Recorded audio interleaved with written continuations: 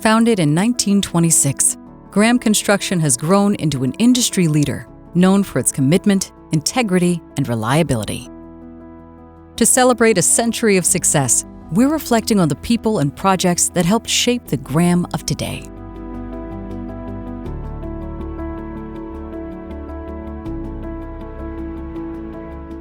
By the 1970s, Graham had established itself as a rising force in Western Canada's construction industry, securing major contracts and expanding into the United States. But as inflation surged in the early 1980s, the recession hit hard. Like many others, Graham faced mounting financial pressure and uncertainty.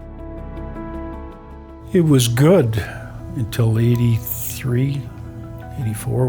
We had a niche because we had the big jobs and other people were struggling somewhat. The 70s had kind of faded down.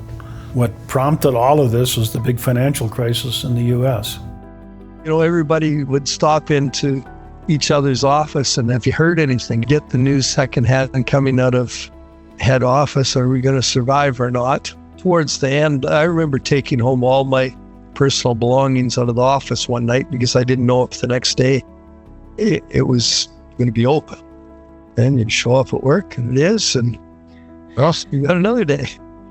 Construction companies throughout North America were struggling to stay afloat. Graham's leadership knew the company was strong at its core, but survival required a bold solution: employee ownership. So a fellow by the name of Mike Watrickish was our controller, and I remember he came to Saskatoon, and this was in the days of primitive computers, and he had this big spreadsheet. He was up there, and Ron Graham and Tom Baxter, and they plotted out this whole scenario of how they could raise money by selling share units to everyone. I felt that we could go one of two ways. We could go sell the company to a third party, maintain it as family, or we could bring in employees. The employees helped build the company, so I felt that was the right answer. Mike said, well, I'm going to come back and we need to talk to some of your key guys because we need money. We don't have any money and we need to sell shares. Do you think anybody'd be interested? And I said, well, I would be. For me personally, it was a reasonably simple thing. It was, do you believe in the people you work with? And I looked around the room and I did believe in them and decided to invest.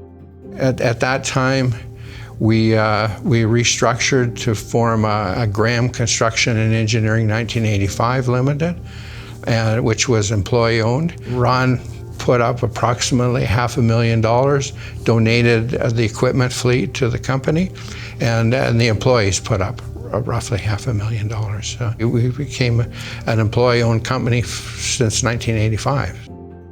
I think we come out of it way better because we were all part of the solution. As we succeeded with the employee ownership company, from 84 on, we were quite successful, I think, financially. And with that behind us now and good surety, we were able to go out and bid some pretty substantial projects. The employee ownership, I believe, in 1984 was probably the most significant factor in growing the company. More than 40 years later, Graham remains proudly employee-owned. This structure has fostered a company culture where employees are deeply engaged, take pride in their craft, and are committed to Graham's continued growth and success. We did the same thing. We bid work, got work, executed work. Nothing changed on that side. It's just that the attitudes of the people now is saying, I'm working for the company and myself. The more effort I put into it to make this a better job works. It really does drive ownership. And when I mean ownership, owning the problems, owning the success. The people that are owners here are proud of what they do. They're proud of the company. And I think it is a differentiator for both the employee, our clients, and our other stakeholders.